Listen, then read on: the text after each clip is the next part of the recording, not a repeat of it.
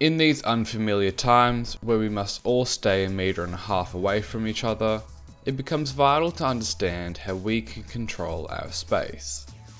Rather than try combos all day, it is important in fighting games to understand why our spacing is so useful and how to properly position ourselves.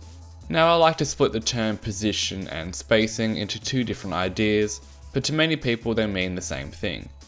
To me, positioning is where your character is within the boundaries of the stage, while spacing is the area relative to your opponent. You may hear either term for the concept, and that's perfectly fine. Let's talk about space. Spacing is an interesting concept and a little more relative than positioning, because what's good spacing for one character or individual is trash for another.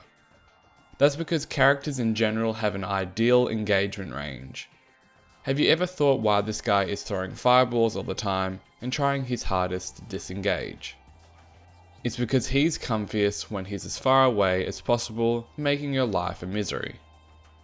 His kit is designed to deal damage to you from afar and pressure you with long-range obnoxious attacks, hopefully frustrating you enough to take a risk that he may capitalize on.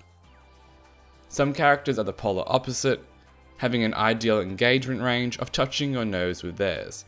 Their attacks could be borderline overpowered, yet have little range, meaning they must attack from within your personal bubble. So first, we must identify what range we want to be fighting at. Now, I don't know what character you're playing as, and it's as easy as googling a character's archetype to find out, but I'm sure you can infer from what attacks your character has at their disposal. Does your character have a lot of range on their attacks? Do they have powerful short-range abilities, a fast dash speed, or some other kind of mobility? The tools at which your character has at their disposal dictates where you should be placing your character. Having a giant sword makes the strategy of standing right here a pretty good one. Having stubby little demon limbs like this makes this range pretty good. It also changes again depending on your opponent. I like to hang out around this range against Paul so he can't demo man me so easily, but this might be a little too much space to give a Noctis or a Mishima player. The game or even the matchup might demand adaptive spacing depending on a variety of factors. Has the opponent just got meter? Maybe stop throwing mid-screen fireballs. Have I got the lead? Time to play keep out. Have I just set up a goddamn wall behind them? Well, you probably should keep up the pressure. Sometimes it's more important to be where they don't want you to be, more so than where you want to be yourself. But none of this is useful if you keep finding your back to a wall. Playing games like Counter-Strike and Warcraft growing up led me to have the term positioning defined as where something is situated relative to the environment.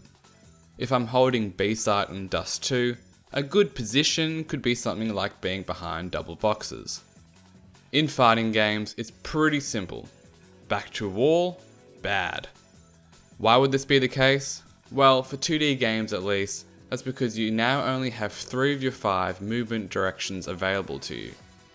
You can't play footsies as well as you can in the middle of the stage because you can't go back any further. The pressure you feel at the wall is overwhelming, and most of the time, if you're new to fighting games, all you want to do is jump out, which experienced players will capitalize on. If your character has supreme aerial movement options, perhaps the best position for you is in the sky, where your opponent now must worry about the plethora of options you have, whilst being restricted in ways to retaliate from a grounded state. Like any decent player, it's not just enough to worry about your character, but your opponent's position as well. Most of the time, it defaults to just you wanting the opponent in the corner, but that goes double for you if you're a Zangief player. I love how 3D fighting games change positioning again, because if you find your back to a wall, you can always just sidewalk out. The game is drastically altered because most of the time, you can't just jump out from the wall. So if your opponent is pressuring you and weaving in homing moves, it becomes a very tricky fight. I found in games like Tekken, I can lure people to the wall a lot easier by getting somewhat close to it than manipulating my position so after a few exchanges, they're the ones stuck in the corner. Compare this to something like Soul Calibur.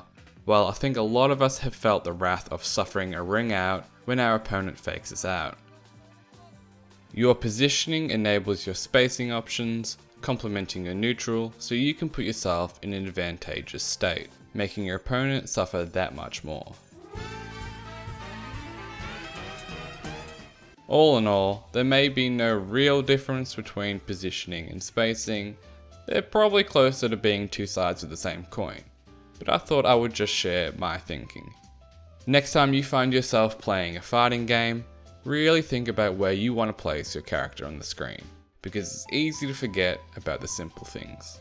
Thanks for watching. All of my subscribers will receive a 5-day buff to their spacing abilities, giving you that extra edge when fighting it out in neutral. Bye.